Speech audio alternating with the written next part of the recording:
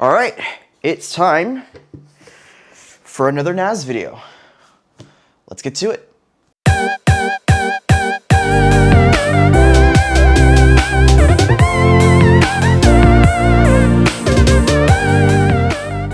Alright guys, welcome back to Gadget Conquest, and today we are looking at the TerraMaster F2-210, I believe, was the F2-210 or the F210?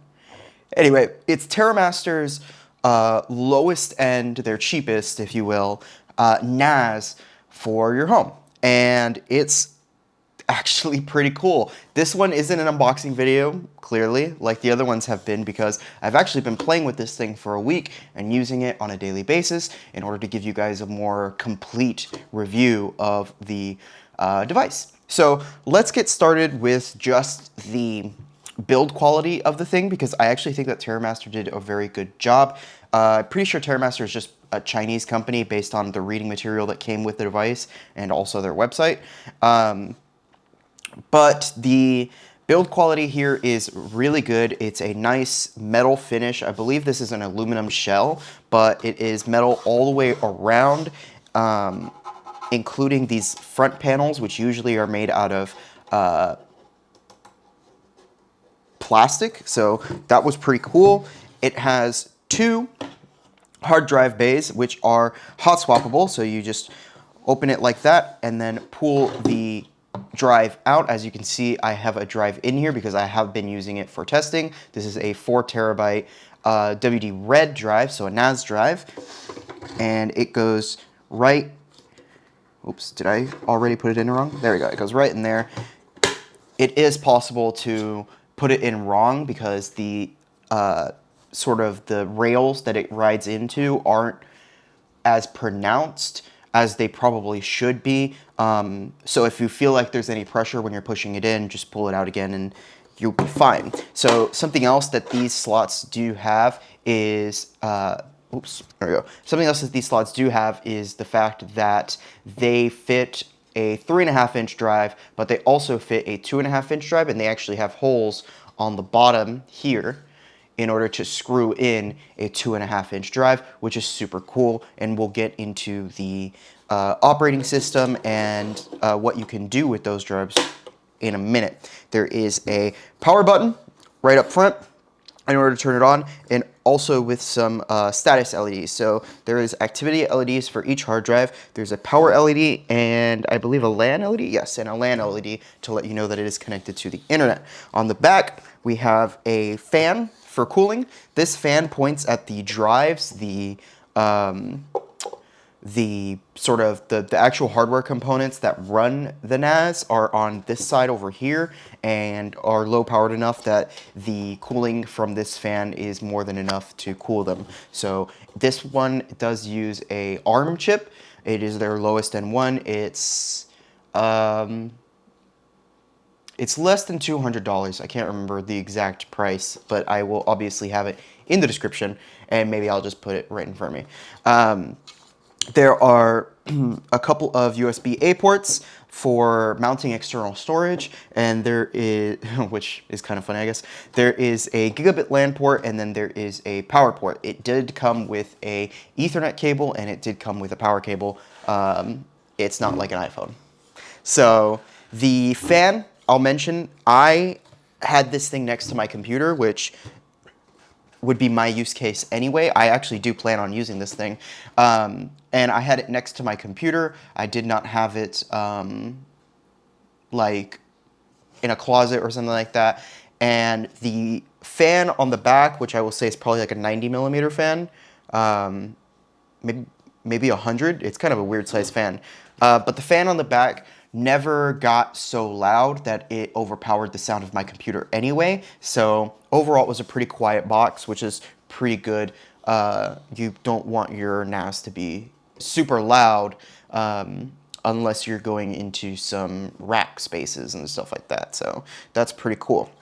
Now, on to the operating system. So at this point, I'm just going to talk and let you know what this is like. So this particular model does come with an ARM chip. The higher end models that have more bays for drives. So there is a one that is very similar to this, but it comes with a, I believe it comes with a Celeron, an Intel Celeron. It's a bit more expensive. It's basically the same thing, but with a Celeron. This one comes with an ARM chip, so you're really limited as far as operating system. You should be using the TerraMaster operating system that comes included with this thing, or rather installs with this thing, which we will get into. While it may be hackable in order to install an other OS, I don't personally recommend it. The TerraMaster OS that it comes with is pretty good, and it offered quite a few features. So let's get started with talking about that. First things first, installation.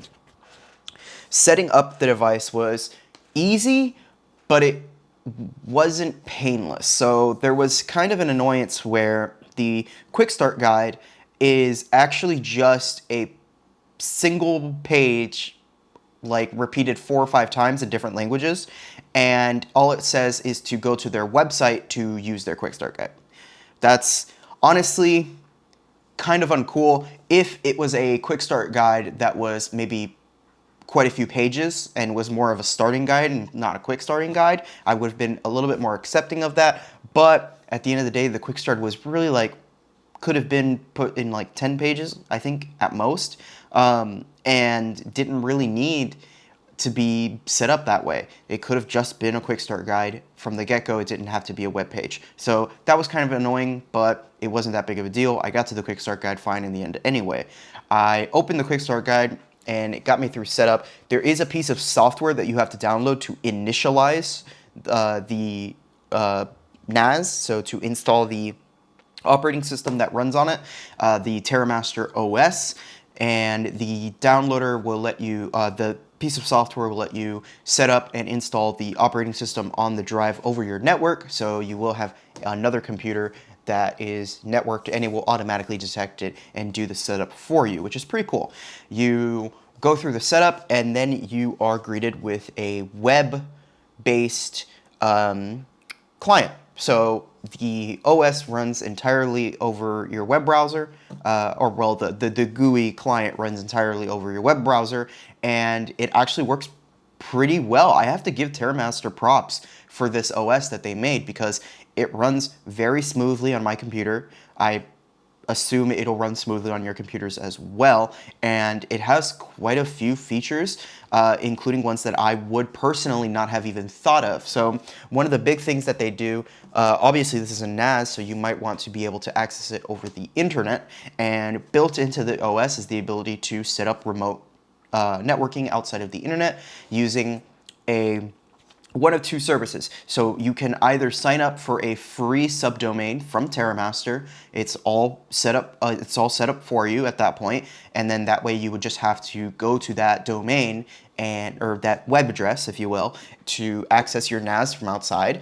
Or you can actually set up a dynamic DNS, and it actually will have a large list of dynamic DNS providers that you can go in, set up your domain, put in your user credentials, and it will do all of the work for you.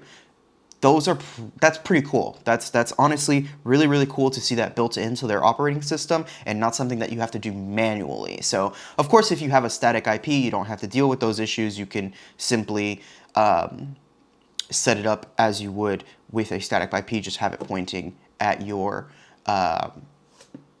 box here and make sure it goes to the correct port. So that's not that big of a deal. But for those of you that don't have that, which most of you won't, there are solutions for you, which is really cool.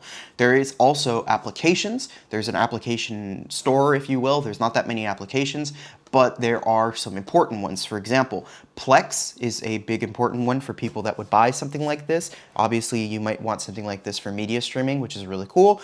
And being able to get Plex from their application store, it's a list of like 50 applications. A store is a bit much, but being able to use Plex on this thing is really cool. And it also has a bunch of other applications that are more developer focused, like being able to create a web server or running PHP or even Docker containers. So if you have Docker containers that you would like to use, it is possible to use it on this thing, although I wouldn't recommend it on this version. I might step up to a higher version if I was using the Docker containers, but it is cool that it is a that it is possible to do that. It is honestly really cool. It also supports backing up and syncing to different cloud providers. So if you have maybe an Amazon S3 account that you would like to sync to, or something more used like pCloud, Dropbox, Box, and I believe OneDrive is on that list as well. Those are all available to you. You just give it your credentials and it will sync with those accounts, which is actually how I'm going to be using it. I'm going to be syncing it with my Dropbox account and use it as backup for my videos, which is going to be pretty cool. Outside of that, there is also the ability to just set up an rsync client. For those of you that are not familiar with rsync, it is a syncing protocol used in Linux that allows you to, or a syncing client used in Linux that allows you to sync folders across machines, basically, over the network. So it is cool that you can set up rsync manually that way and just have it running. That's honestly pretty freaking cool. The last positive thing that I would like to mention is the fact that this does support RAID 1 and RAID 0. It is 2 drives, but it actually also supports, which I thought was pretty cool, it also supports using an SSD for caching. So you can have maybe a NAS drive in one end and a 240 gigabyte SSD, for example, on the other slot, and have some nice high-speed caching. Maybe you are using it as a local media server and you have multiple people watching, I don't know, like the same show or something like that in different rooms, or any of these sort of instances that might happen, maybe music or something like that. It can cache those on the fast drive and use them from there without hitting your slower drive, which also doesn't last as long. So that's actually really, really cool that it lets you do that on such a, I don't want to say cheap because it doesn't feel cheap, but on a value product like this, it's super cool that that's built into their OS and it does allow you to do that. The format for the drives that was listed was ext4, which is I believe it's the Linux default format for most Linux distributions. It's not using ZFS or Btrfs. It's just using ext4, which is fine for this sort of a situation anyway. They do offer larger NAS devices with more ports. If you get one that has more than 2 ports, maybe it has 3, 4, 5, you will have support for RAID 5 as well, which for RAID 5 you have to have an odd number of drives. You can't do RAID 5 with just 2 drives. So having the ability to do RAID 5 as well is pretty cool. RAID 5 is like probably my favorite kind of RAID. But anyway, that's it. That's basically it. I know somebody asked before, how do you access it from the MyCloud Home? Actually, somebody asked before, can you access it like a normal NAS drive? Like, is it just mapped to your network?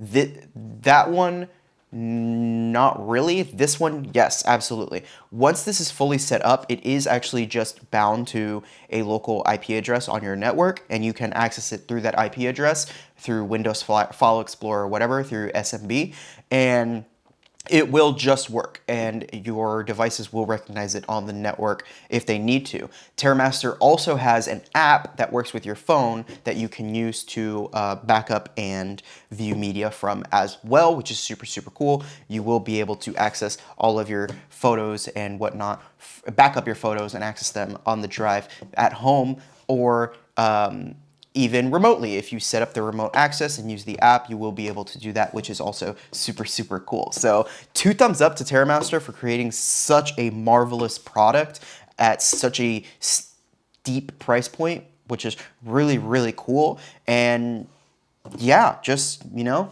if you're looking for something like this, I absolutely recommend it, you know. And that's all I've got for you. So have a great day. Don't forget to subscribe. Don't forget to like. Don't forget to dislike. Don't forget to comment. Have a great day. Have a great week. And I will see you in the next one. Bye.